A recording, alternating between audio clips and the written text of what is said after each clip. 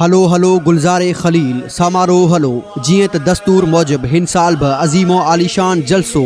सिलसिला ईद मिलादुल नबी सल्लल्लाहु अलैहि वसल्लम अरड़हों उर्स मुबारक हज़रत फैज़े दर्जत मुजद्दिदैन व मिल्लत आफ्ताबे रुशद व हिदायत कयूमुल ज़मा सैयदी व मुर्शदी मोहम्मद उर्फ इब्राहिम फारूकी मुजद्दी पीर सरहंदी रहमतुल्लाह अलैह तारीख़ 14 रबीउल अव्वल 1441 हिजरी